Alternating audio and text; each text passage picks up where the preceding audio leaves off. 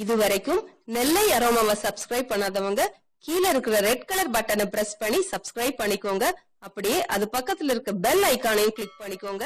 நான் எப்ப வீடியோ போட்டாலும் உடனுக்குடனே உங்களுக்கு வந்து சேரும். வணக்கம். இன்னைக்கு நம்ம பார்க்க போறது பெப்பர் சிக்கன். என்னோட சிக்கன் ரெசிபிஸ் எல்லாம் பார்த்திருப்பீங்கன்னு நினைக்கிறேன். தொடர்ந்து என்னோட சேனலுக்கு ஆதரவு அளிச்சிட்டு வர அனைவருக்கும் என் மனமார்ந்த நன்றி. இன்னைக்கு பெப்பர் சிக்கன் எப்படி செய்யறதுன்னு பார்க்கலாம். அதுக்கு இன்னைக்கு நான் 1 கிலோ சிக்கன் எடுத்துருக்கேன். இது நல்லா கழுவி எடுத்துக்கோங்க. அப்புறமா ஒரு மிக்சி ஜாரில் ஒரு 2 இன்ச் இஞ்சி, ஒரு 10 பல் பூண்டு, 1.5 டேபிள் ஸ்பூன் முழு மிளகு, 1 டீஸ்பூன் பெருஞ்சீரகம், இதெல்லாம் போட்டு இதை கரகரப்பா அரைச்சி எடுத்துக்கலாம். கரகரப்பான தட்டி எடுத்த மாதிரி தான் அரைக்கணும். லைட்டாக தட்டி எடுத்தா போதும். நம்ம கிரேவி ரெடி பண்ணிடலாம். அதுக்கு பாத்திரத்தை அடுப்பில் வச்சு ஸ்டவ் ஆன் பண்ணிக்கோங்க.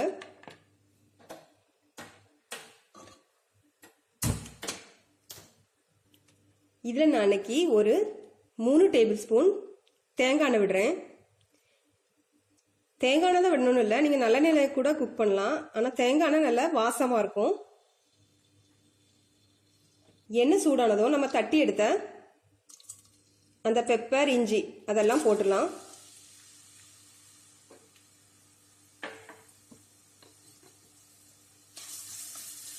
கொஞ்சம் வதக்கிக்கோங்க.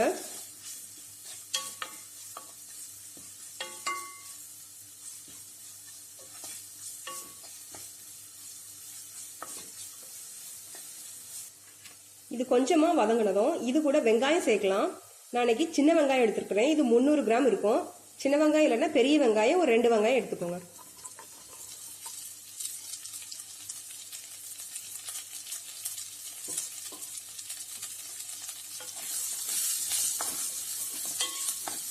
வெங்காயம் வதங்கிறதுக்கு 1 ஸ்பூன் உப்பு போட்டுக்கிறேன்.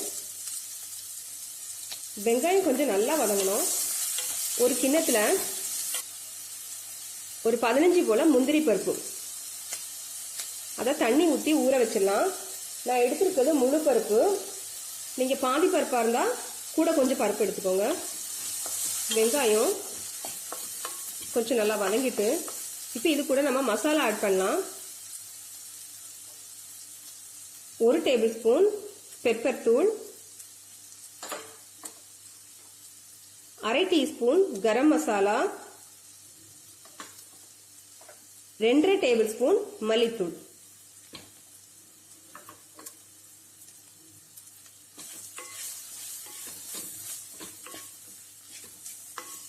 சேர்த்து வதக்கிக்கோங்க. அப்புறமா இது கூட நம்ம கருவேப்பிலை கொஞ்சம் ஆட் பண்ணணும்.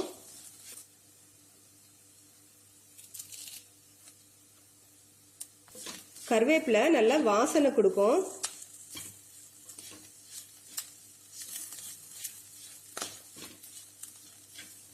கொஞ்சமா அந்த மசாலா வதங்கட்டும். மசாலா கொஞ்சம் வதங்கிட்டு இப்போ இது கூட 2 மீடியம் சைஸ் தக்காளி,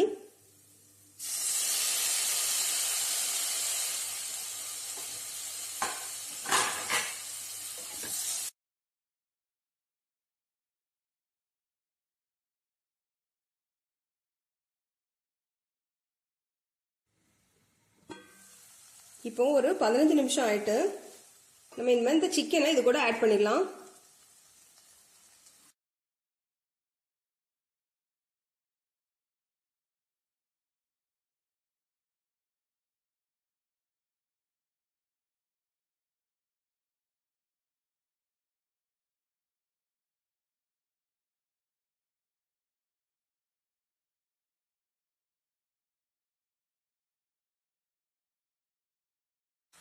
இப்போ இதை மூடி வச்சு 20 நிமிஷம் வேக வைக்கலாம். இடையிடையே திறந்து கிண்டி விட்டுக்கோங்க. இப்போ இதை மூடி வச்சிடலாம். 20 நிமிஷம் வேகட்டும்.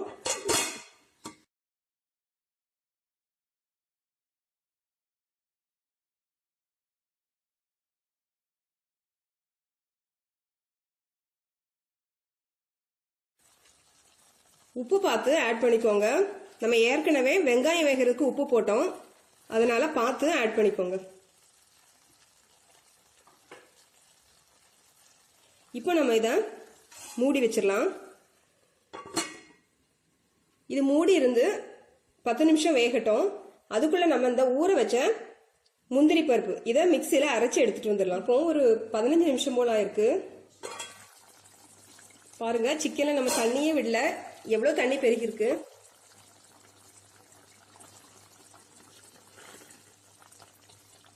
இப்போ இது கூட நம்ம அரைச்சி வச்ச அந்த முந்திரி பேஸ்ட்டை ஆட் பண்ணிடலாம். நீங்க முந்திரி வேண்டாம்னு நினைச்சா தேங்காவும் கசகசாவும் சேர்த்து அரைச்சிக்கோங்க.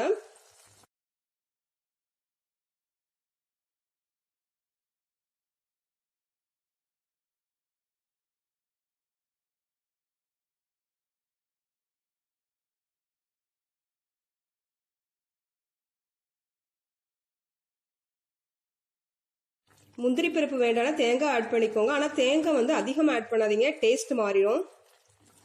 முந்திரி பருப்பு போட்டால் தான் நல்ல டேஸ்ட் கிடைக்கும். பார்க்கவே நல்லா ரிச்சாக இருக்குது. சரி, இதை மூடி வச்சு இப்போ ஒரு 5 நிமிஷம் ஆயிட்டு பெப்பர் சிக்கன் ரெடி ஆயிட்டு.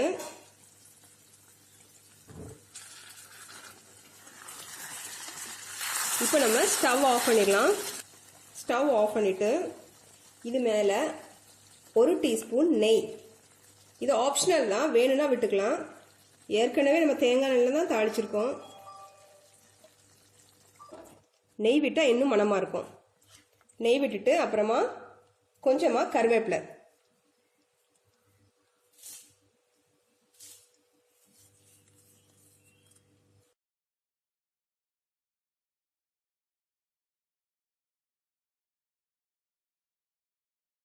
இப்போ இந்த பெப்பர் சிக்கனை ஒரு பவுலுக்கு மாத்திரலாம்.